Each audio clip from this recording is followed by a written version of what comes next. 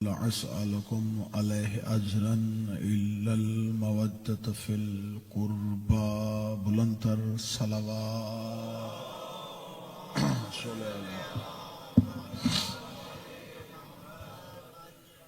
دعا ہے مخدومہ عالمیان مالکان عزت بارگاہ عزت میں صاحبان عزت کا آنا باعث شرف و منزلت فرمائے۔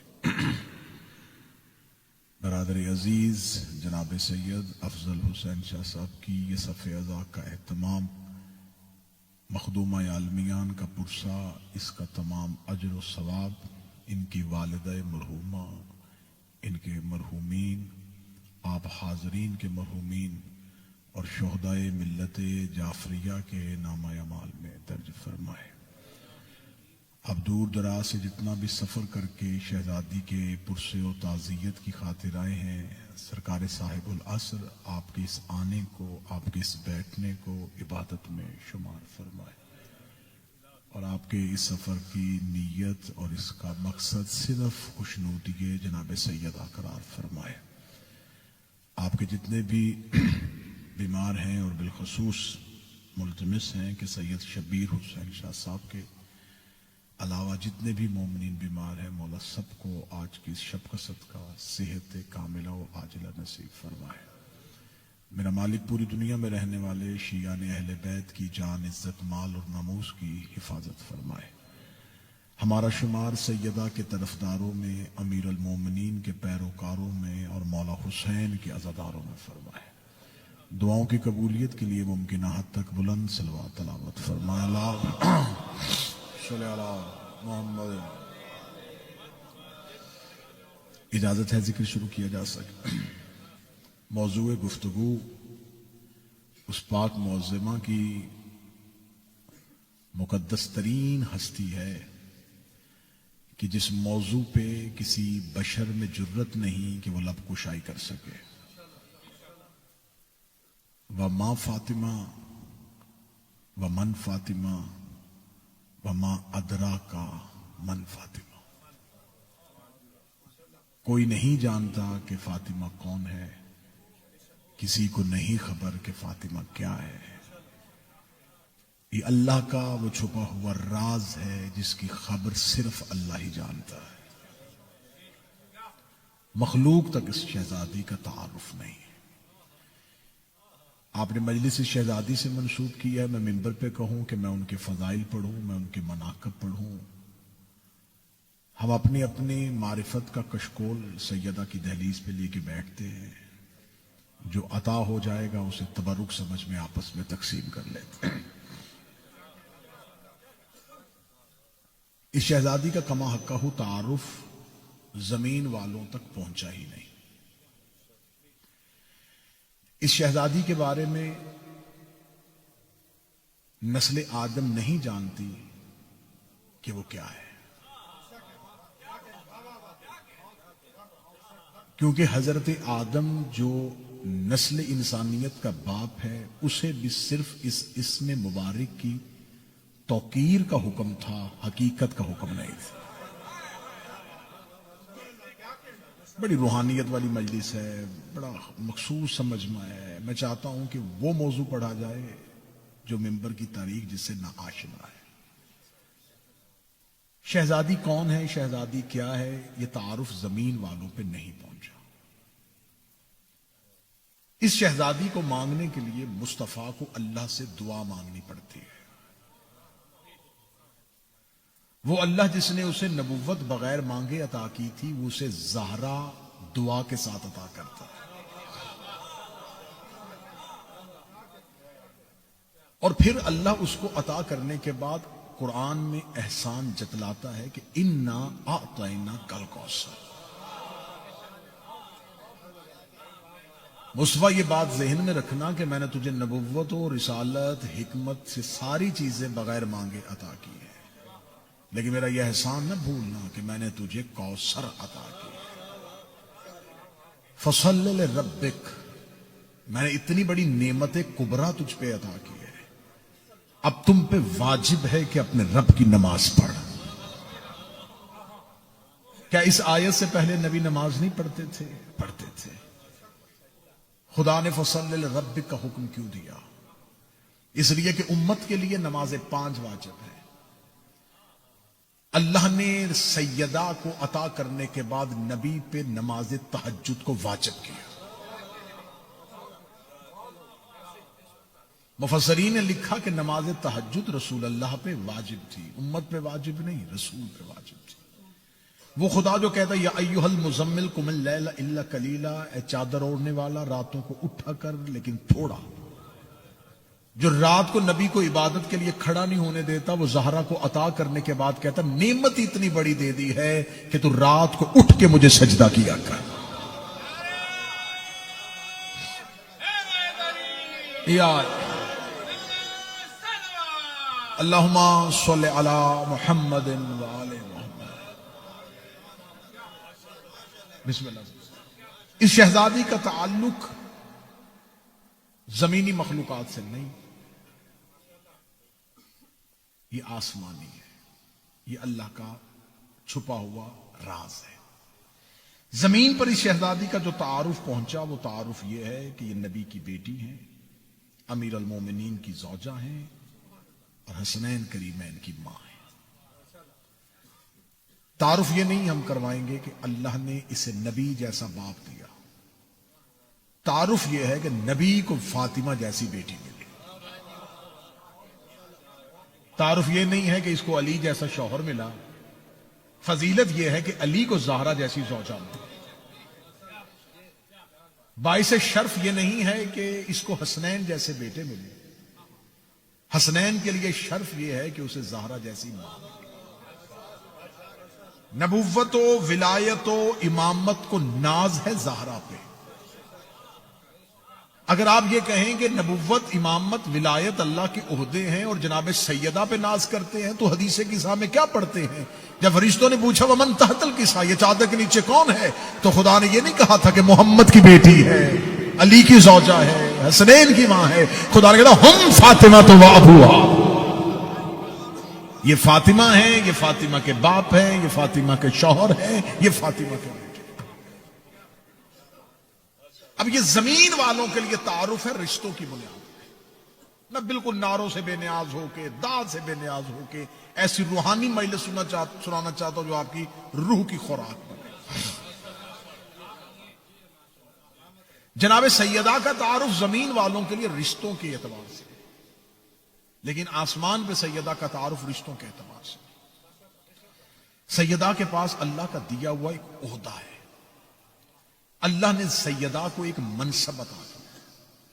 شہزادی زمین پہ اس منصب کے ساتھ اتری ہے. رشتے کا تعارف علیحدہ کریں. بی بی کے پاس اللہ کا دیا ہوا ایک منصب ہے، ایک عہدہ ہے، اور اس منصب میں سیدہ لا شریک ہے. رسول اللہ نبوت میں لا شریک نہیں، اللہ نے 1.25 لاکھ نبی بنائے. علی امامت میں لا شریک نہیں کہ اللہ نے 12 امام بنائے. کوئی معصوم عصمت میں لا شریک نہیں ہے. سیدہ واحد ہے کائنات میں کہ عرش پہ خدا لا شریک ہے، فرش پہ سیدہ لا شریک. سیدہ کے پاس ایک عہدہ ہے جو اللہ نے صرف زہرا ہی کو عطا کیا، صرف سیدہ ہی کو عطا کیا. آئیے دیکھتے ہیں کہ سیدہ کے پاس زمین پر اللہ کا دیا ہوا کون سا منصب ہے جس کے تحت سیدہ. میں نے کہا میں وہ فضائل و مناقب نہیں پڑھوں گا. میں چاہتا ہوں کہ ممبر کی تاریخ بدلے اور ممبر کا رنگ بدلے. اب ہم بچوں کو یہ نہ بتائیں کہ چکی چلانے والی کو فاطمہ کہتے ہیں. زہرا کا تعارف چکی چلانا نہیں، فضا بنانا.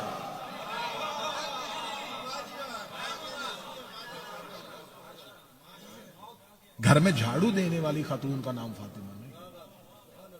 دروازے پہ داڑھی سے جھاڑو دلوانے والے سلمان کی آقا زادی بنتا.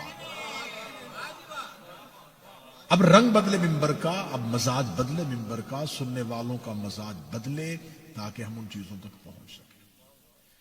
اللہ نے حضرت آدم سے ہدایت کا آغاز کیا، رسول اللہ تک آ کے خدا نے نبوت کو مکمل کیا. ہدایت کا سلسلہ نہیں رکا، اللہ نے نبوت کا سلسلہ روک دیا. اب نبی اللہ کے خزانے میں 1,24,000 تھے، اور خدا نے آخری نبی کو آخری حج کے موقع پر آسمان کی آخری خبر زمین پر نشر کرنے کا حکم دیا۔ اللہ نے زمین پہ جو آخری خبر آسمان سے آئی، جو آخری میسج آسمان سے زمین والوں کے لیے اترا، وہ غدیر میں تھا مولا علی کی ولایت کا۔ کیونکہ نبی کا جو درجہ ہوتا ہے، نبی کا درجہ یہ ہوتا ہے، نبی لفظ ہے نبا سے، نبا کہتے ہیں خبر دینا۔ نبی کا کام ہوتا ہے آسمان کی خبروں کو زمین پر اتارنا۔ صرف وہ زمین والوں کو خبر دیتا ہے کہ اللہ نے آسمان سے یہ خبر بھیجی ہے۔ رسول جسے ارسال کیا جائے، جسے بھیجا جائے۔ نبی نے زمین پر آخری خبر دے دی، اور وہ آخری خبر کیا تھی؟ اپنے بعد امامت و ولایت۔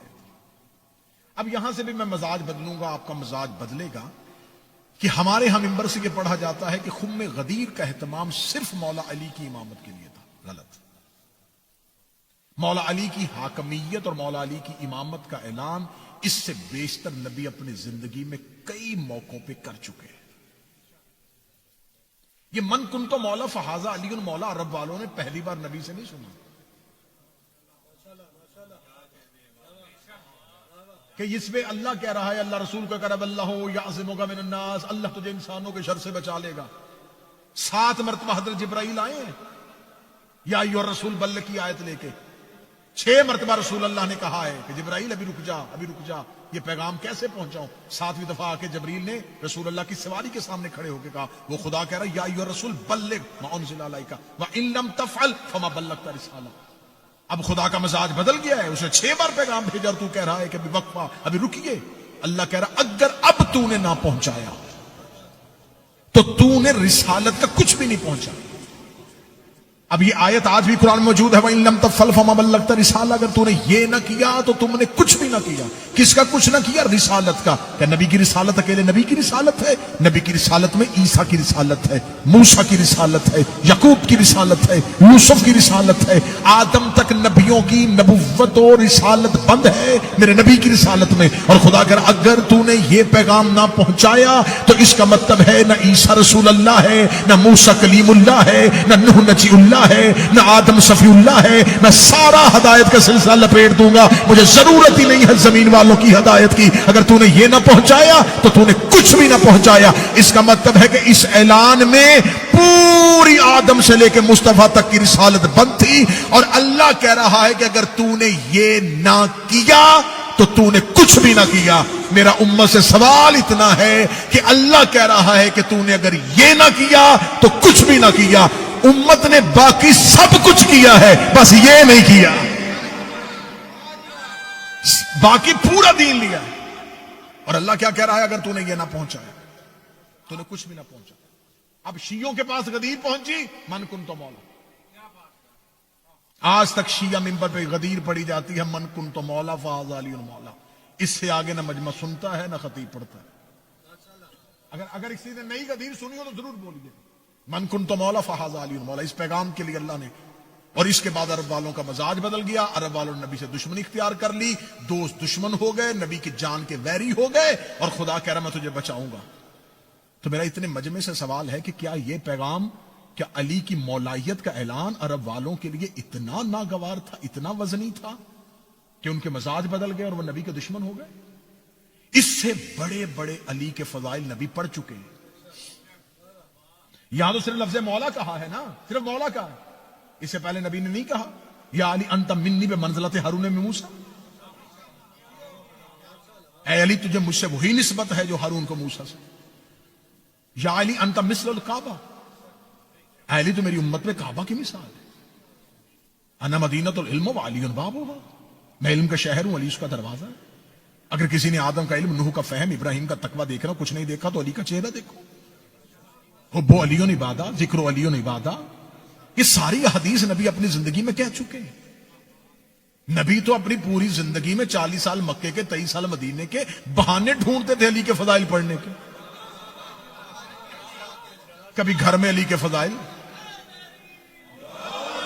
کبھی گھر میں علی کے فضائل، کبھی مسجد میں علی کے فضائل، کبھی صحن میں علی کے فضائل، کبھی بازار میں علی کے فضائل، حتیٰ کہ نبی اتنا علی علی پڑھنے سے محبت کرتے تھے کہ میدان جنگ میں لشکر ایک دوسرے کے سامنے موت کا بازار گرم کیے ہوئے ہوتے تھے اور نبی درمیان میں کھڑے ہو کے کہہ رہے ہوتے تھے بارہ ظالمان کلو اللہ کل کفر، وہ دیکھو کل ایمان کل کفر کے مقابلے پہ جا۔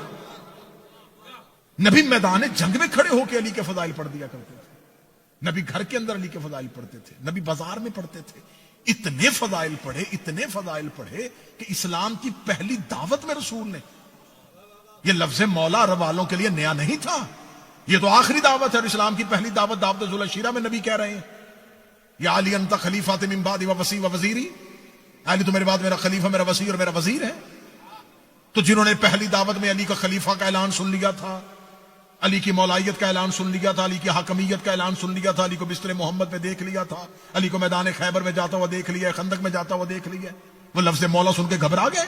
اس کا مطلب ہے غدیر اب تک پوری نہیں پہنچی۔ نبی نے 3.5 گھنٹے تقریر کی ہے، پرانوں کا ممبر بنا کے، کیا صرف من کن تو مولا کہہ کے خطبہ مکمل ہو گیا؟ نہیں، نبی نے خطبہ ایسے تو مکمل نہیں کیا، نبی نے اللہ کی حمد و ثنا بیان کی، اللہ کی نعمتوں کا ذکر بیان کیا، اپنے ما سبق انبیاء کی باتیں کی، آنے والی آسمانی کتاب اور صحائف کا تذکرہ کیا، پھر نبی نے اپنی رسالت کی بات کرتے کرتے نبی نے جب اپنے دینی احکامات اور دینی تعلیمات اور دینی خدمات کے بارے میں اعتراف کرواتے کرواتے کہا النبی اولا بالمؤمنین من انفسہم، بتاؤ کیا نبی تو مومنین کے جانوں میں سے زیادہ حقدار ہے؟ سب نے کہا بلا، ہم یہ یقین رکھتے ہیں کہ تو ہی ہماری جانوں میں سب سے زیادہ حقدار ہے۔ نبی نے فرمایا اللہ مولایا، اللہ میرا مولا ہے، وانا مولاکم، میں تمہارا مولا ہوں، ومن کنت مولا ہو فہذا علی مولا، اللہ میرا مولا ہے، میں تمہارا مولا ہوں، اور جس کا میں مولا ہوں اس کے بعد اس کا علی مولا ہے۔ نبی نے یہاں خطبہ مکمل نہیں کیا، یہاں تک آگے لوگ بھی پریشان نہیں ہوئے تھے، آگے والا مجمع بھی نہیں گھبرایا تھا، نبی یہاں تک بات کرتے تھے، نہ مجمع میں تفریق پڑتی، نہ لوگ علی سے دشمنی کرتے، نہ نبی کا جنازہ چھوڑتے، یہاں تک نبی کی تقریر مکمل نہیں ہوئی۔ نبی نے کہا من کنت مولا فہذا علی مولا، کوئی مشکل کتاب ڈھونڈنے کی ضرورت نہیں ہے، آپ اس ترقی یافتہ دور میں رہتے ہیں، آپ کی جیب میں دنیا کی لائبریریاں ہیں، آپ اپنا سیل فون نکالیے گا، آپ اپنی زبان میں جس کو سمجھتے ہیں نبی کا خطبہ قدیر نکالیے گا، اس پورے خطبہ قدیر کو پڑھیے گا۔ کیا من کنت مولا کے بعد خطبہ مکمل ہو گیا؟ نبی نے کہا جس کا میں مولا ہوں اس کا یہ علی مولا ہے، اس علی کے بعد اس کا بیٹا حسن مولا ہے، اس کے بعد اس کا بیٹا حسین مولا ہے، اس کے بعد اس کا بیٹا مولا ہے، اس کے بعد اس کا بیٹا مولا ہے، اور آخر میں وہ آئے گا جس کا نام میرے نام کے ساتھ ملتا ہوگا۔ پھر نبی نے غیبت کبریٰ پڑھی، پھر نبی نے غیبت صغریٰ پڑھی، پھر نبی نے ظہور کی علامتیں پڑھی۔ جب نبی نے غدیر سے علی کی امامت سے لے کے آخری امام تک کی امامت کا اعلان کر دیا تو خدا نے فرمایا اب کافر تیرے دین سے مایوس ہو گئے۔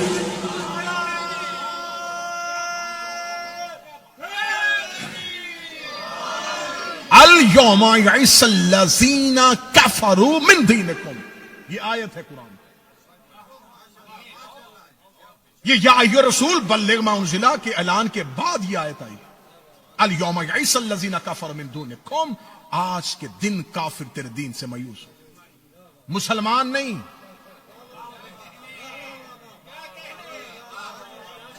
اب کافر تیرے دین سے مایوس ہو گئے۔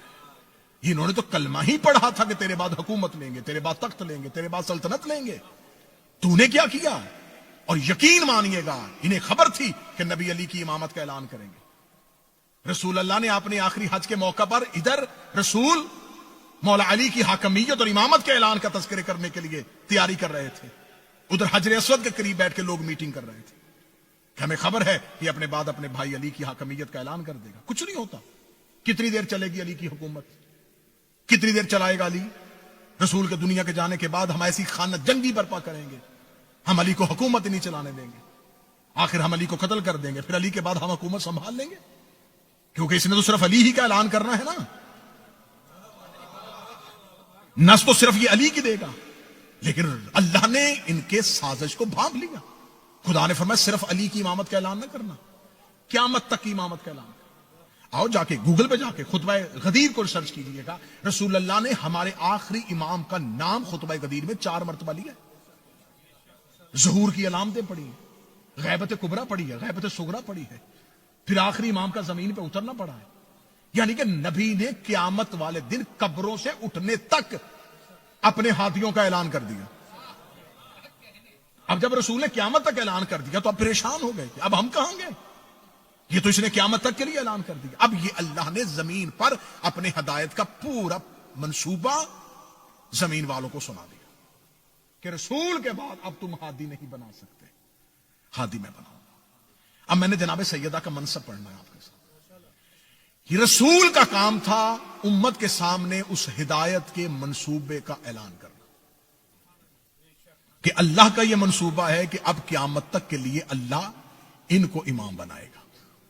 رسول نے اس پورے نظام کا اعلان کر دیا. اعلان کرنے کے بعد رسول دنیا سے چلے گئے. ان کے پاس عہدہ تھا نبوت کا، صرف خبر دینے کا. وہ خبر دے کے چلے گئے.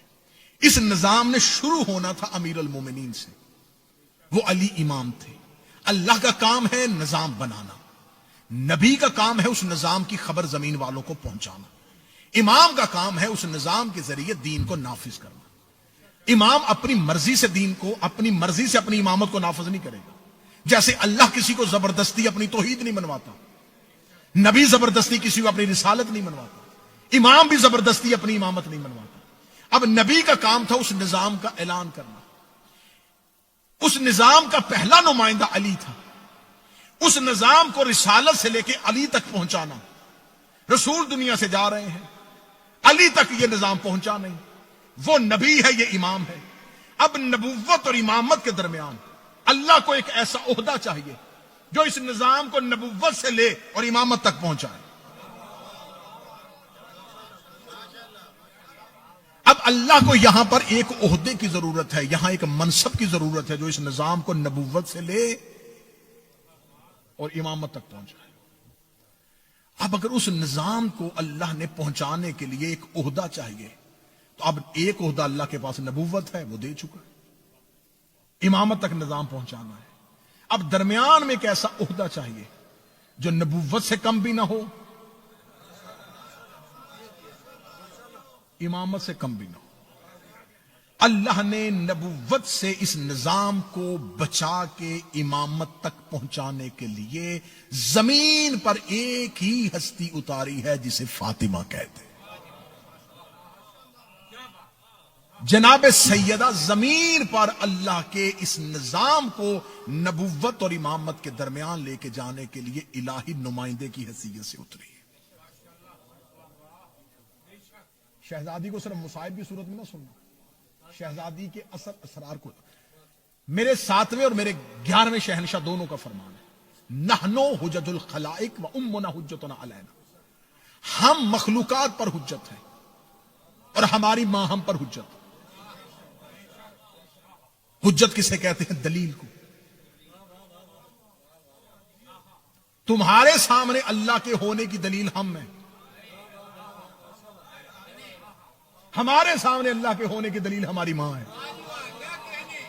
میں ابھی مجمع کا معیار دیکھ رہا ہوں کہ مجھے اس معیار پہ جانا ہے کہ جہاں یہ تم جنس خرید سکو. چلے اگر 2-4 ہاتھ اٹھے ہیں اور ذہن عادی ہوئے ہیں تو پھر میں اگلا سطر کہتا ہوں. امام نے زمین پہ یہ حدیث کہہ کے دنیا کو بتایا کہ تمہارے سامنے اللہ کو ثابت کرنے کے لیے تمہیں اللہ دیکھنے کی ضرورت نہیں، ہم دلیل ہیں.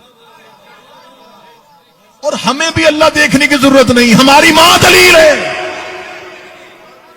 وَأُمُّنَا حُجَّتُنَا عَلَيْنَا، ہماری ماں پر حجت ہے. جناب سیدہ انسانوں پر حجت نہیں،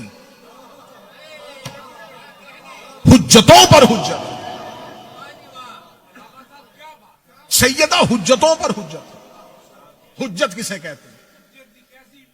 آج تو ہر انسان کے ساتھ لکھ دیا جاتا نا حجت حجت حجت. حجت کسے کہا جاتا ہے؟ حجت کہتے ہیں دلیل کو.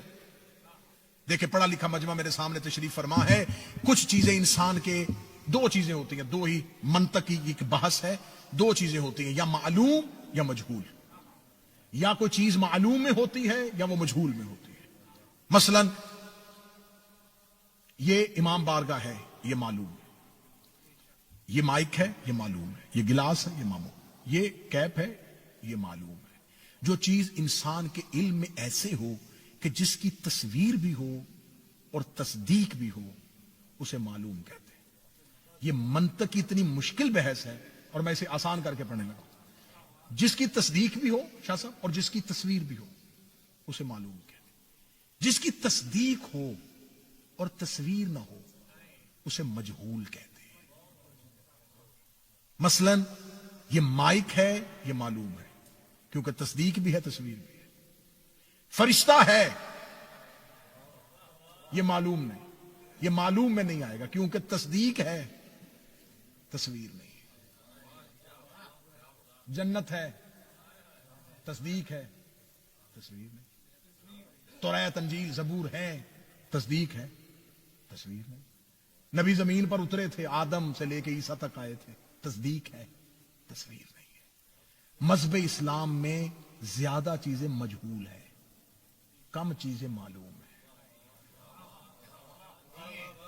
حجت کسے کہتے ہیں؟ منطق والے کہتے ہیں جو مجہول کو معلوم کر کے دکھائے اسے حجت کہتے ہیں. جو کسی چیز کو آپ کے جہل سے نکال کے آپ کے علم میں لے آئے.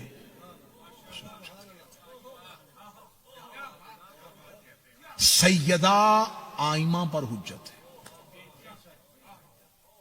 چلیں کھل گیا مجمع, ذہن بن گیا مجمع. جہاں میں پرواز کروانا چاہتا تھا اگر اس تک آ گئے ہو تو چاہے ایک جسٹ اور لگاتے. یہ جو قرآن ہمارے گھروں میں, یہ لائبریریوں میں, یہ امام بارگاہوں مساجد میں پڑھا ہے, یہ امت کی ہدایت کے لیے. اس میں آدم کی بات بھی ہے, ابلیس کی بات بھی ہے, نوح کا تذکرہ بھی, نوح کے بیٹے کی بات, موسیٰ کی بات بھی ہے, فرعون کی بات بھی ہے. یہ اللہ نے زمین والوں کو ہدایت کے لیے بنایا. اچھا مخلوق ہدایت لیتی ہے قرآن سے, امام ہدایت کس سے لیتا ہے؟ امام کو بھی تو اللہ کی خبر کی ضرورت ہے. اس کی جبلت میں ہدایت بھی ہے, علم بھی ہے, لیکن آسمانی خبریں اس تک کون پہنچاتا ہے؟ وحی کا سلسلہ نبوت پہ ہے.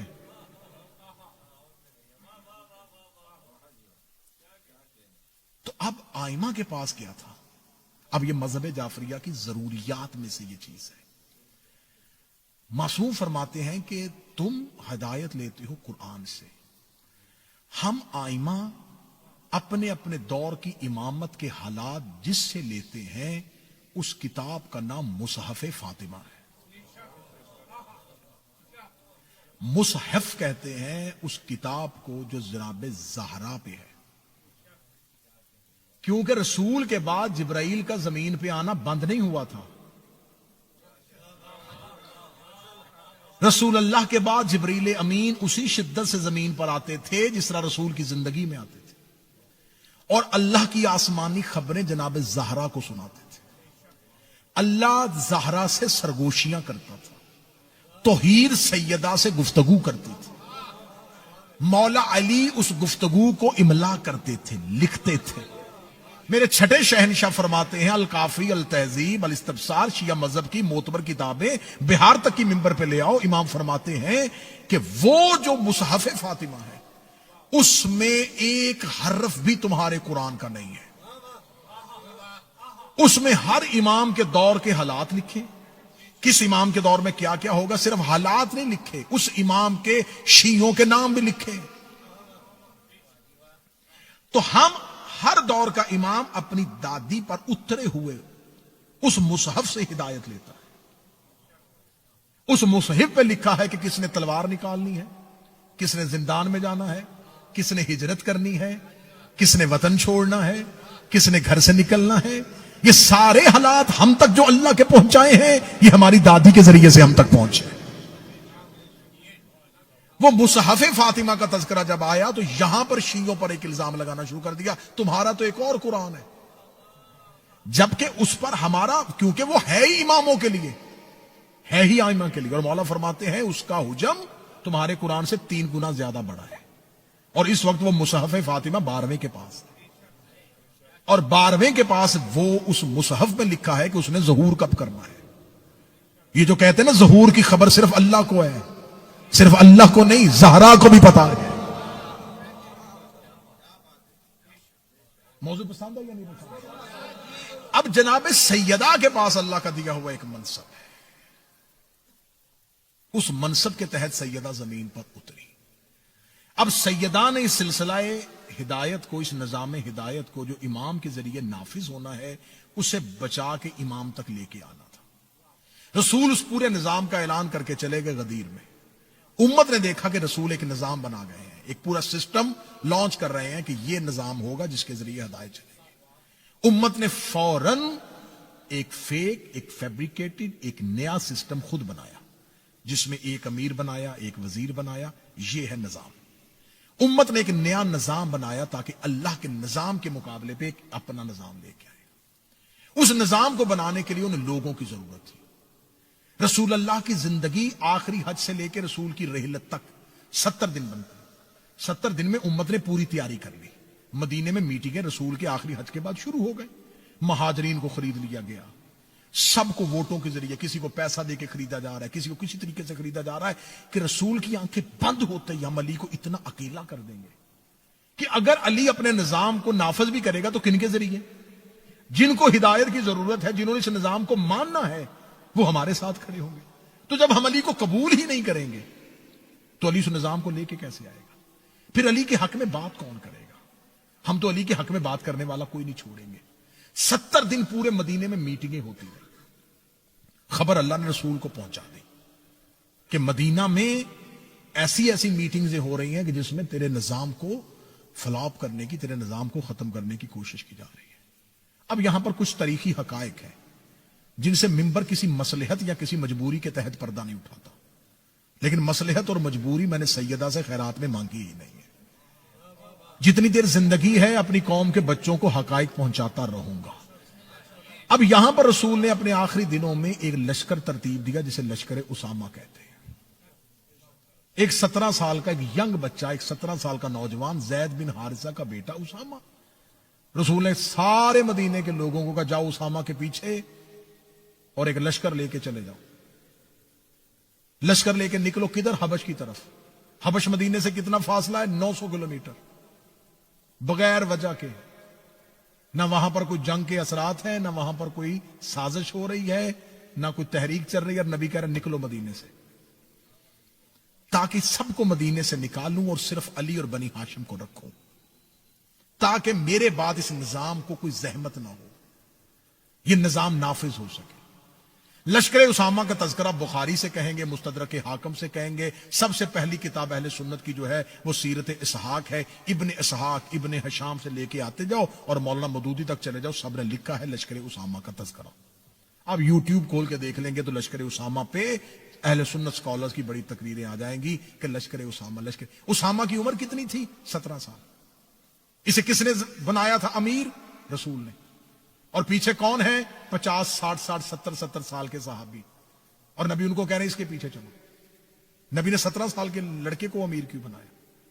کیونکہ رسول کے بعد انہوں نے جو علی سے حاکمیت چھیننی تھی، یہ کہہ کے چھیننی تھی کہ علی کی عمر چھوٹی ہے۔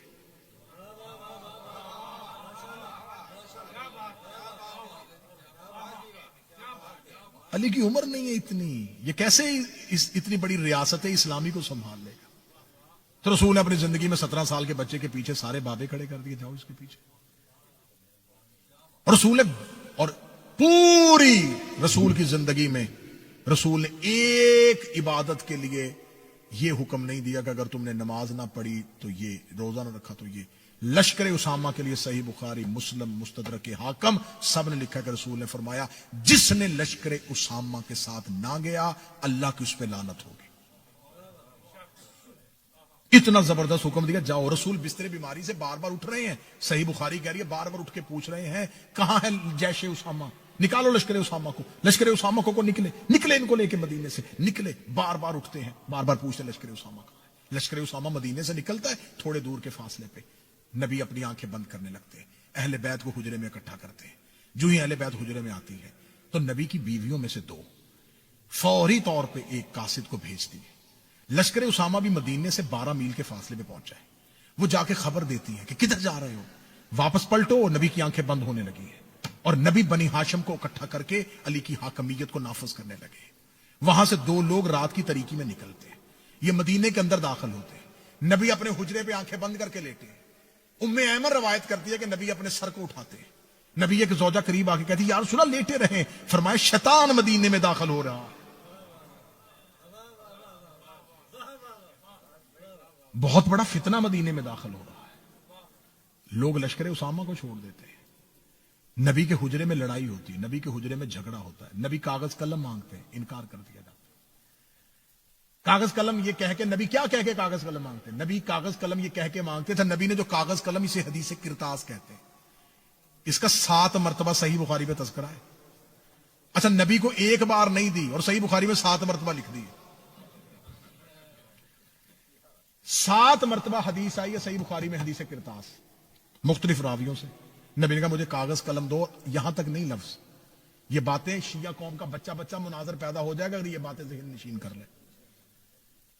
نبی نے فرمایا مجھے کاغذ قلم دو تاکہ میرے بعد گمراہ نہ ہو جاؤ. صحیح بخاری میں 7 جگہ پر لکھا ہے کہ نبی نے کہا کاغذ قلم دو تاکہ میرے بعد گمراہ نہ ہو جاؤ. ایک بندے نے سامنے کھڑے ہو کے کہا حسبنا کتاب اللہ, ہمیں کاغذ قلم دیکھنے کی ضرورت نہیں ہے, ہمیں اللہ کی کتاب کافی ہے. اس کا مطلب اس ایک بندے نے نبی کو وہ نہیں لکھنے دیا جو نبی لکھنا چاہتے تھے, اور نبی کہہ رہے تھے کہ مجھ سے لکھواؤ تاکہ بعد میں امت گمراہ نہ ہو. ایک بندے نے کھڑے ہو کے کہا کہ میں نہیں لکھنے دوں گا. اس کا مطلب اب قیامت تک جو بھی مسلمان گمراہ ہوگا صرف شیطان گمراہ نہیں کر رہا. تو بندہ سن رہا ہے مجلس کو کہ نہیں سن رہا؟ اب گمراہی کی پوری ذمہ داری شیطان پہ نہیں ہے. شیطان کی ذمہ داری ختم ہو گئی جب ایک بندے نے شیطان کی جگہ پہ اپنا کردار آگے لے آیا. تو اس کا مطلب اب قیامت تک کے لیے جب بھی کوئی مسلمان شیطان پہ لعنت کرے گا صرف شیطان پہ لعنت نہیں ہو رہی, کیونکہ نبی نے کہا تھا لکھواؤ تاکہ میرے بعد گمراہ نہ ہو. آج رکھو مسلمانوں کے سروں پہ قرآن کے سارے حق پہ ہو. اگر سارے حق پہ ہو تو نماز میں اہدنا الصراط المستقیم کو کہتے ہو؟ اے اللہ ہمیں صراط مستقیم دکھا تاکہ ہم بھٹک نہ جائیں. اس کا مطلب بھٹکنے کا اندیشہ ہے. تو یہ بھٹکنے کا خطرہ ہوا کیوں جب نبی کہہ رہے تھے میں ایسا لکھ دوں گا کہ جس سے کبھی بھی نہیں بھٹکو گے. ایک واحد ہم ہیں جو ہم کہتے ہیں اہدنا الصراط المستقیم. ہم نہیں کہتے ہمیں صراط مستقیم دکھا, ہم کہتے ہیں ہمیں صراط مستقیم پہ قائم رکھ. ہمیں بھٹکنے کا اندیشہ ہے ہی نہیں ہے. اب آپ یوٹیوب پہ جا کے ان سکالرز کو کھولیں گے, وہ حدیث کرتاس میں کہتے ہیں یہ شیعوں نے باتیں بنائی ہوئی ہیں. اگر رسول نے کہا تھا کہ کاغذ قلم دو, اگر انہوں نے تو اس محبت میں کہا تھا کہ رسول کی طبیعت ٹھیک نہیں ہے. وہ 7 وجہ ہیں, میں 7 وجہوں پہ پورے لیکچر ریکارڈ کروا چکا ہوں. ایک ایک وجہ پہ جتنی وجہ کی ہم نے سب کو کاؤنٹر کیا ہے کہ ایک ایک وجہ جو ہے وہ ساری غلط وجہ ہیں کہ اس لیے کاغذ قلم نہیں دیا کہ وہ ایسا کچھ نہ لکھ دیں کہ بعد میں امت سے وہ نہ ہو اور امت گناہ گار ہو جائے. اچھا, نبی کو اس بات کی خبر زیادہ ہونی چاہیے تھی یا اس بندے کو ہونی چاہیے تھی؟ میں نے ایک ایک وجہ تلاش کی اور میں نے ان کی کتابوں میں سے ایک ایک وجہ ڈھونڈی ہے کہ ان کے علماء کیا لکھ کے گئے ہیں, کیا لکھا ہے انہوں نے, کیوں نہیں دیا, ایک بندے کو کیوں کہہ کے بچا رہے ہیں, کیا دلیل دے رہے ہیں. 7 دلیلیں مجھے ملی ہیں, 7 ہی دلیلیں آج تک ہیں. نہیں جی رسول اس لیے نہیں لکھوانا چاہتے تھے کہ رسول اللہ اس وقت اتنی تیز بخار میں تھے اور وہ کہتے تھے کہ نبی کو لکھنے میں زحمت ہوگی. اچھا, اس لمحے جو نبی کو زحمت ہوگی اس جملے کے بجائے یہ نہیں کہا گیا کہ آپ کو زحمت ہوگی. جواب میں کہا گیا ہمیں اللہ کی کتاب کافی ہے. اچھا, اس لمحے رسول کی یہ آفیشلی ڈیوٹی تھی. رسول کو اس کی آفیشل ڈیوٹی سے اس لیے محروم کیا گیا کہ ان کو زحمت نہیں ہوگی اور امت پوری گمراہ کر لی. پھر یہاں پر ایک استدلال یہ دیا جاتا کہ اس وقت حجرے میں علی بھی تو تھے, انہوں نے دیا تو علی نے کیوں نہیں دیا. ایک بندہ ڈاکٹر کے پاس گیا, ڈاکٹر سے کہتا جی میری طبیعت خراب ہے. ڈاکٹر کہتا میں نسخہ لکھ دیتا ہوں. وہ ڈاکٹر اسے نسخہ لکھ کے دیتا تو بیمار قریب بیٹھے ہوئے صحت مند سے کہتا تو بھی لکھوا لے.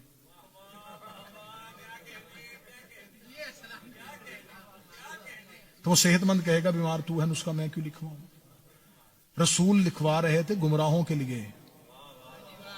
تو بندہ بیٹھا ہوا کہ نہیں بیٹھا ہوا, لکھوانا انہیں تھا جنہیں گمراہی کا خطرہ تھا. علی معصوم ہے.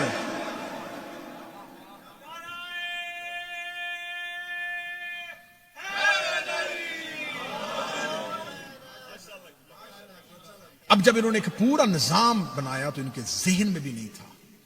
ان کے ذہن کے انہوں نے مہاجرین ساتھ میں لائے, بنی امیہ کے سردار کو پورا بیت المال دیا.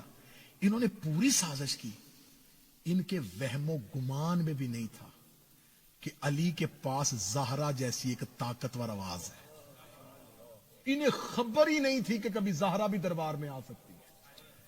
انہیں پتہ ہی نہیں تھا کہ سیدہ علی کے حق کے لیے اتنی سامنے کھل کے آ جائیں گے. انہوں نے پورے مدینے کو سنبھالنے کا بندوبست کیا, لیکن علی کے پاس ایک مضبوط توانا آواز تھی زہرا کی صورت. اب کسی بھی اہل سنت سے آپ بحث کریں تو آپ اس سے سوال کیجئے گا. سوشل میڈیا پہ میرے بچے جو بحث کرتے ہیں پوچھئے گا, اہل سنت کے مصادر میں جناب زہرا کی عصمت ثابت ہے. امام فخر الدین رازی نے ایک جملہ لکھا ہے, انہوں نے کہا نبیوں کی عصمت جو ہے وہ کلی نہیں ہے, زہرا کی عصمت کلی ہے. اب فخر الدین رازی کا بیان ہے, وہ کہتا ہے, صاحب تفسیر کبیر, وہ یہ کہتا ہے کہ نبیوں کی عصمت میں ترک اولا کی گنجائش ہے, زہرا کی عصمت میں ترک اولا کی گنجائش نہیں ہے. میں کوشش کیا کرتا ہوں کہ میں مشکل باتوں کو اتنا فلٹر کروں, اتنا آسان کروں کہ ایسا پانی ہو جو ہر حلق سے نیچے اتر جائے, پریشانی کسی کو نہ ہو. اب لکھ دیا ان سب نے کہ سیدہ معصومہ ہے. سیدہ کو معصومہ نہ لکھتے تو پھنس جاتے, کیونکہ سیدہ آیا مباہلہ میں گواہ بن کے گئی ہوئی. جناب زہرا کو معصومہ لکھنا ان کی مجبوری تھی, کیونکہ انما یرید اللہ کی آیت ان کے گلے میں ہڈی بن کے پھنسی ہوئی تھی کہ اگر انما یرید اللہ کی آیت اہل بیت کے لیے آئی ہے تو زہرا کو معصومہ نہیں بنائیں گے تو یہ آیت کدھر لے کے جائیں گے. اب سیدہ کو معصومہ لکھ دیا. معصوم کا سب سے آسان ترجمہ کیا ہے؟ مشکل ترجمہ نہیں کرنا, فقہ والا ترجمہ نہیں, آسان ترجمہ. معصوم اسے کہتے ہیں جس سے زندگی میں کوئی گناہ نہ ہو. اس سے آسان طرح بچوں کو سمجھانے والا ترجمہ, جس سے کبھی کوئی گناہ سرزد نہ ہو, جس سے کبھی زندگی میں کوئی واجب چھوٹے نہ, کوئی حرام ہو نہ, اسے کہتے ہیں معصوم. دیکھیں جب آپ کورٹ میں کھڑے ہوتے ہیں نا تو آپ کو سامنے والے وکیل کی آنکھوں میں آنکھیں ڈالنی ہوتی ہیں کہ اس کی زبان سے جملہ نکلے اور ہمارے پاس اس کو دلیل آگے سے موجود ہو. میں چاہتا ہوں کہ مذہب جعفریہ کے بچوں کے لیے جو دلائل میں لے کے آ رہا ہوں, یہ دلائل آپ صرف سن کے واہ واہ نہ کریں, ان دلائل کو نشر کریں. جناب زہرا معصومہ ہے. معصوم وہ ہوتا ہے جسے کبھی کوئی گناہ نہ ہوا. اب مذہب اہل سنت کے واجبات میں سے ایک وجوب یہ ہے کہ سلام کہنا سنت ہے, جواب دینا واجب ہے. اہل سنت کی فقہ میں, اہل تشیعوں کی فقہ میں, سب کے ہاں یہ ہے کہ اگر آپ کو کوئی سلام کہے اور وہ سلام کرنے والا مسلمان ہو تو جواب آپ پر دینا واجب ہو جائے گا. ہاں اگر سلام آپ کوئی کرے اور وہ کافر ہے تو اب آپ پہ جواب واجب نہیں. یہاں تک ہے کہ آپ نماز پڑھ رہے ہیں اور حالت نماز میں آپ مسجد میں ہیں, نماز پڑھ رہے ہیں اور مسجد کے اندر کوئی بندہ آگے اونچی آواز میں کہتا سلام علیکم, تو اب آپ نماز کے اندر جواب دیں گے وعلیکم السلام. اس سے آپ کی نماز باطل نہیں ہوگی, کیونکہ واجب کے اندر واجب آ جائے تو کوئی حرج نہیں ہوتا. میں بات جو جمع 2-4 کروں گا, نتیجہ اتنا آسان کروں گا جس طرح الجبرا میں ہوتا ہے نا کہ بات کہیں ہوتی ہے اور نتیجہ کوئی نکل آتا ہے. تو اب سلام کہنا سنت, جواب دینا واجب, شرط یہ ہے کہ بندہ مسلمان ہو. اب اہل سنت نے لکھا ہے کہ زہرا معصومہ ہے, اہل سنت نے لکھا ہے کہ سلام کا جواب دینا واجب ہے, اور معصوم وہ ہوتا ہے جس سے زندگی میں واجب ترک نہ ہو. اور پھر صحیح بخاری نے لکھا ہے کہ زہرا گھر میں بیٹھی تھی, 2 بندوں نے آ کے سلام کیا اور زہرا نے جواب نہیں دیا.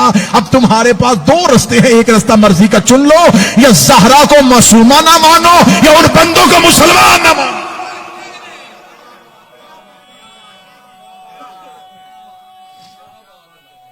بسم اللہ. یا تو یہ مانو کہ سیدہ معصومہ ہے, یا پھر یہ مانو کہ بندے مسلمان نہیں. تو جب بندے مسلمان نہیں, بسم اللہ, جب بندے مسلمان نہیں تو مسلمان کی اطاعت مسلمان کر سکتا ہے, کافر کی اطاعت نہیں کر سکتا. اکیلی سیدہ نے ان کے پورے نظام کو ختم کر دیا. اللہ نے اسی نظام کو تباہ و برباد کرنے کے لیے زہرا کو وہ الہی منصب دیا تھا. سیدہ دربار میں آئی اور دربار میں ایک تقریر ایسی کی جس سے خلافت کی دھجیاں اڑا دی. علی زمین پر اللہ کا وکیل ہے اور زہرا زمین پر علی کی وکیل ہے. ہائے ہائے ہائے ہائے ہائے. اللہ کو زمین پر اپنا نظام بچانے کے لیے علی کی ضرورت ہے. اللہ نے احد میں اپنا نظام بچایا علی کے ذریعے، بدر میں علی کے ذریعے، خیبر میں علی کے ذریعے، خندق میں علی، فتح مکہ علی. ساری زندگی علی اللہ کا نظام بچاتا. اب علی کو نظام بچانے کے لیے زہرا کی ضرورت پڑی.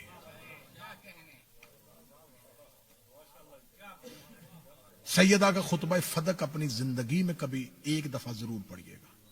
جس زبان میں آپ پڑھ سکتے ہیں زبان میں پڑھیے گا. سیدہ کا خطبہ فدق نہ چھوڑیے گا. معصوم کا حکم ہے کہ زہرا کا خطبہ اپنے بچوں کو زبانی یاد کرواؤ. معصوم سے کسی بندے نے پوچھا کہ آپ اہل بیت کے گھر کے جتنے بھی بچے ہیں وہ سارے ہی اتنے سوالوں کے جواب دیتے ہیں، آپ کہاں سے لیتے ہیں؟ فرمایا ہم اپنے ہاشمی بچوں کو بچپن میں زہرا کا خطبہ یاد کرواتے ہیں. ایک دفعہ سیدہ کا خطبہ پڑھیے گا کہ سیدہ نے کیا گرجدار خطبہ دیا. امیر المومنین کے پاس مدافع ولایت زہرا کی صورت میں موجود تھی. آج تک سیدہ نے اس نظام کو ایسے بے نقاب کیا، میں اتنی بڑی دلیل دینے لگا ہوں مجھے قیامت تک علی کو رد پیش کرے. آج تک نئے شیعہ ہونے والے کسی بندے سے پوچھیں وہ علی کی تلوار پڑھ کے شیعہ نہیں ہوتا. دلیل دے رہا ہوں، میرے ساتھ بس بات کریں. آپ کے دوست احباب میں بڑے بندے ہوں گے جو کنورٹڈ ہوں گے، جو شیعہ ہوں گے. وہ مولا حسن کا دسترخوان سن کے شیعہ نہیں ہوا، وہ شہادت حسین سن کے شیعہ نہیں ہوا. کسی بندے سے پوچھے کیوں شیعہ ہوا، کہتا حق کے زہرا. اس کا مطلب جو آج بھی اکیلی لڑ رہی ہے اسے زہرا کہتے ہیں. آج بھی جو اس نظام کو بے نقاب کر رہی ہے وہ سیدہ کا سسٹم. بے شک سیدہ کا نظام اتنا طاقتور ہے کہ مشکل ترین کام ہے کائنات میں زہرا کے نظام کی حمایت کرنا. مجھے پہلے ذاکر منتظر مہندی بیان کر رہے تھے جناب فاطمہ کا اسم فاطمہ رسول نے نہیں رکھا، اللہ نے رکھا ہے. اور یہ فطم سے نکلا، اس کا مصدر فطم کہتے ہیں چھڑوانے والی. اس کے بارے میں رسول اللہ نے کہا، پوچھا کہ اس نے یا رسول اللہ، اور اس نام سے اہل بیت کو اتنا پیار ہے. میرے مولا فرماتے ہیں کہ اپنے گھر میں ایک بچی کا نام فاطمہ رکھو. اور پھر کیا فرماتے ہیں معصوم؟ فرماتے ہیں جس گھر میں کوئی فاطمہ رہتی ہے اس گھر میں ہمارا آنا جانا رہتا ہے.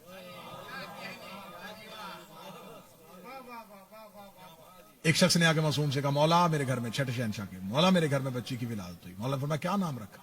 اس نے کہا مولا میں نے اپنی آپ کی جدہ کے نام پہ اس کا نام فاطمہ رکھا. امام بڑے خوش ہوئے. خوش ہونے کے بعد کہتے اب میں تمہارے گھر رہوں گا. مولا اب نوکر کے گھر تشریف لائیں گے. فرمایا تو نے بچی کا نام ہی ایسا رکھ دیا ہے، اب مجھے تیرے گھر آنا پڑے گا. اور یہ کہنے کے بعد امام نے فرمایا جو بھی اپنی کسی بچی کا نام فاطمہ رکھے گا ہم اس کے گھر آئیں گے. جس کا نام فاطمہ رکھو پھر جھڑکنا نہیں.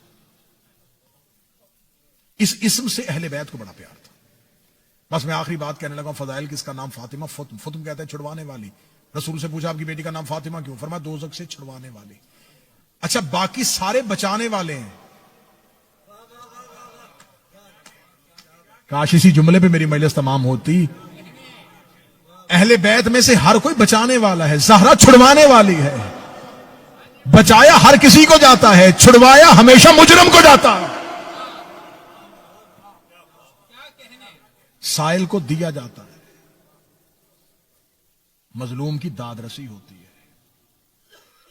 ہمیشہ چھڑوایا کسے جاتا ہے؟ جس کا جرم ثابت ہو جائے. زہرا چھڑوائے گی جہنم کی آگ کے شعلوں سے. معصوم نے فرمایا تھا 7 جگہوں پہ میری دادی کی محبت تمہیں فائدہ دے گی. میرے مولا کا فرمان ہے میری ماں فاطمہ کی محبت تمہیں 7 جگہوں میں فائدہ دے گی. بندے نے پوچھا مولا کون سی؟ فرمایا پہلی قبر، دوسری محشر، تیسری روز محشر پہ امال کے وقت، چوتھی میزان کے وقت، پانچویں کوثر پہ آ کے، چھٹی صراط پہ آ کے، 7ویں جنت کے دروازے میں داخل ہوتے ہوئے، قبر سے لے کے جنت کے دروازے تک داخل ہوتے ہوئے میری دادی کی محبت تمہیں فائدہ دیتی جائے گی۔ اس بندے نے کہا مولا اس کے علاوہ تو منزل ہی کوئی نہیں ہے۔ فرمایا میری دادی تمہیں ہر منزل ہی میں بچا کے جا رہی ہے، قبر میں میری دادی کی محبت بچائے گی۔ سیدہ کی طرفداری نہ چھوڑنا، زندگی میں کہیں بیٹھ کے ایک دفعہ زہرا کی وکالت ضرور کرنا۔ تمہارے دوست احباب میں کتنے لوگ، کسی ایک بندے تک زہرا کا حق ضرور پہنچا۔ آیت اللہ وحید خراسانی کی زبان سے میں نے جملہ سنا، وہ کہتے اگر تم چاہتے ہو کہ تمہاری قبر کی پہلی رات علی شکریہ ادا کرنے آئے تو زہرا کے حق سے کبھی غافل نہ رہنا۔ یہ بہت بڑی مظلومہ ہے۔ ہم کتنے آزاد ماحول میں رہ رہے ہیں، لیکن بی بی ہم شرمندہ ہیں۔ ہم تیرے بیٹے کے قاتل کا نام لے لیتے ہیں، لیکن شہزادی تیرے قاتل کا نام ممبر پہ بھی نہیں لے سکتے۔ سب سے زیادہ اہل بیت روئے ہیں زہرا کی مصیبت پہ۔ اللہ میرے بھائی افضل کی یہ محنت قبول فرمائے۔ نبی کی بیٹی آج کی شب ان کی ماں کے درجات بلند ہو۔ عزادار ماؤں کے بیٹے بیٹھے ہو، جن کی زندہ ہیں مولا زندگی دے، جن کی جا چکی ہیں مولا اسی مجلس میں اسی لفظوں کا صدقہ انہیں قبر میں زہرا کی شفاعت نصیب۔ آپ کے والد کو مولا جناب زہرا کے زخمی پہلو کا صدقہ شفا عطا فرمائے۔ میں مسافر جا کر ممبر سے جناب زہرا کا مصائب میں دعا دیتے ہوئے جملہ پڑھنے لگا ہوں، بڑا مارا ہے امت نے زہرا۔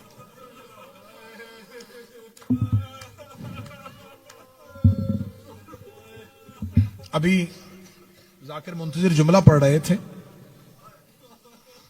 تو میں یہ جملہ رو گیا کہ میں ان کو کہوں کہ اس انداز میں یہ جملہ پڑھیں۔ جناب سیدہ نے کیوں کہا تھا شاہ جی کہ میرے جنازے کا اعلان نہ کروایا؟ قاتل شہر میں ایک ہوتا تو سیدہ صرف یہ کہتی یا علی اس بندے کو جنازے پہ نہ آنے دینا۔ سیدہ نے وصیت میں کہا مدینے میں اعلان نہ کرنا، سارے مدینے نے مل کے مارا ہے فاطمہ کو۔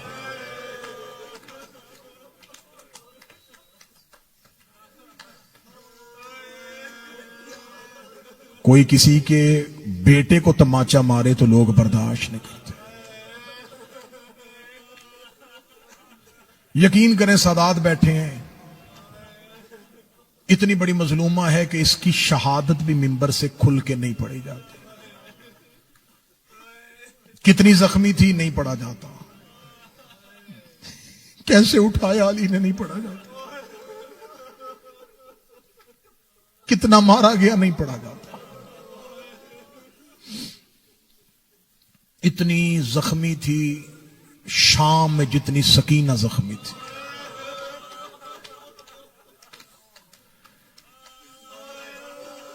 جو رو رہے ہو حسین کی ماں تیرا رونا قبول فرمائے۔ اونچی آواز میں رونا زہرا کی سنت ہے۔ میں منت کر کے جا رہا ہوں آج کے بعد زہرا کے کسی مجلس میں بیٹھنا، زہرا کی مصیبت میں اونچی رویا کرو، کیونکہ زہرا بابے کے بعد اگر آہستہ روتی تو مدینے کے لوگ علی سے شکایت نہ کرتے۔ مدینے کے لوگوں نے علی سے شکایت کی تھی یا علی فاطمہ کو کہے یا دن کو رویا کرے یا رات کو رویا کرے۔ سادات و غیر سادات میں معافی مانگ کے جملہ پڑھنے لگا ہوں۔ آپ کو ممبر سے ذاکرین بتا دیتے ہیں بی بی دائیں ہاتھ سے تسبیح نہیں پڑھتی۔ آپ کے ذہن میں یہ آتا کہ اس لیے کہ ہاتھ پہلو میں ہوتا تھا۔ یہ مصطفیٰ کی بیٹی تھی، یہ پہلو کا زخم بائیں ہاتھ سے بھی چھپا سکتی تھی۔ میں مولا امام حسن کے نوحے کی ایک سطر سناؤں گا تمہیں۔ نوحہ خانوں سے نوحہ کر کے ماتم کرنے والے عزاداروں، مولا حسن نے دروازہ جلنے کے بعد نانے کی قبر پہ جا کے کہتا نانا تیری قبر کی عزت کی قسم ہے میری ماں اب قنوت میں ہاتھ نہیں اٹھاتی۔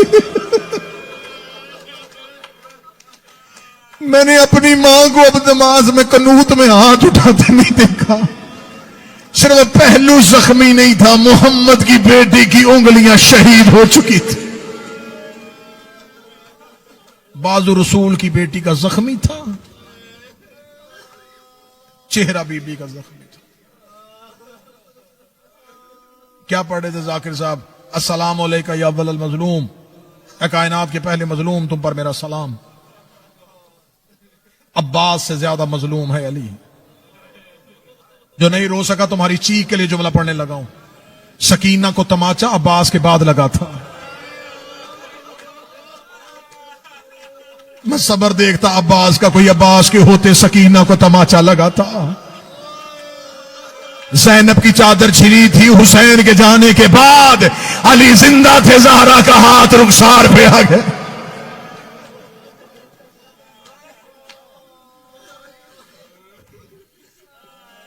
نہ کسی کو بی بی کی تاریخ شہادت کا پتہ ہے، نہ بی بی کی قبر کا پتہ ہے.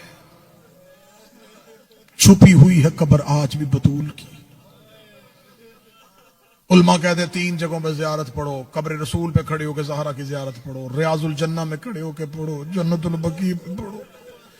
جنت البقیع کی روایت اس لیے زیادہ مشہور ہے کہ مدینے کے لوگ کہتے ہیں ہم نے رات ہی رات کے بعد علی کو زہرا کی جنازے کو لے کے جنت البقیع میں جاتے دیکھا تھا.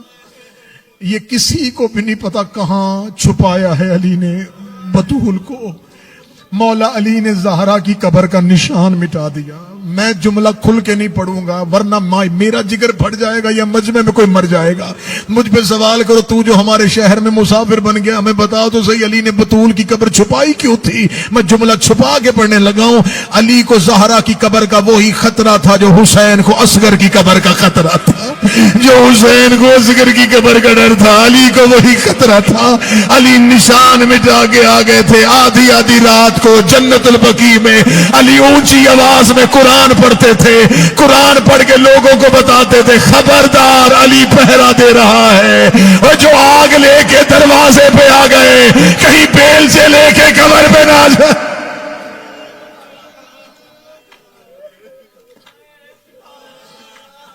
اتنی غربت علی کی نہیں شہادت سن سکو گے.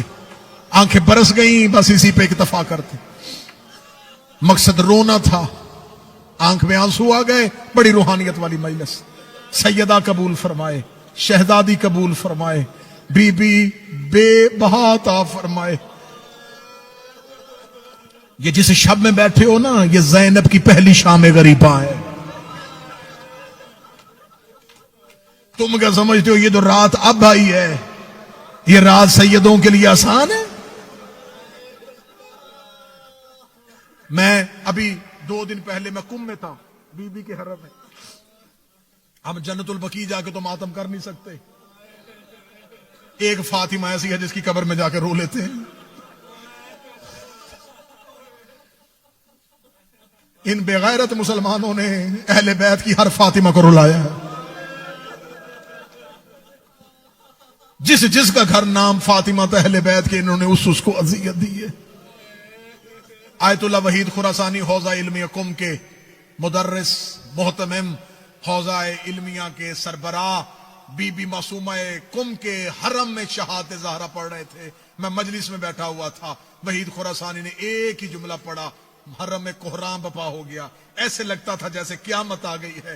حرم میں چیخوں کی آوازیں آ گئی. وحید خراسانی نے اپنے سر سے امامہ اتار کے کہا لوگ مجھ سے کہتے زہرا کی شہادت پڑھ. میں اس زہرا کا مصحف کیا پڑھوں جس کی موت کی خبر سن کے علی منہ کے بل زمین پہ گر گئے.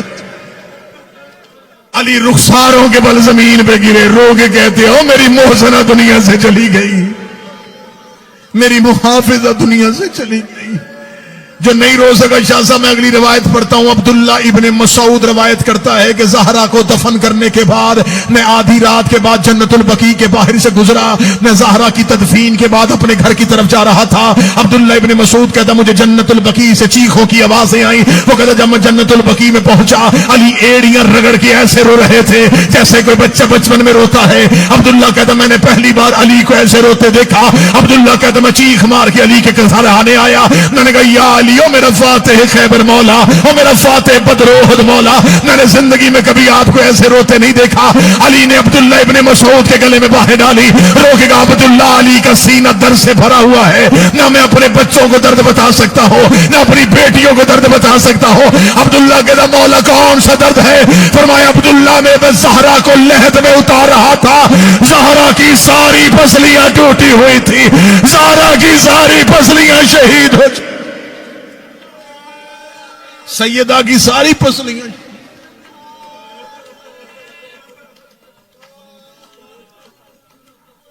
بس آج کی شب کا ایک روایت سن، 3 جمادی الثانی کا دن گزر چکا، جو شہادت کے بعد شب آتی ہے نا، یہ سیدوں کی پہلی شام غریباں ہیں۔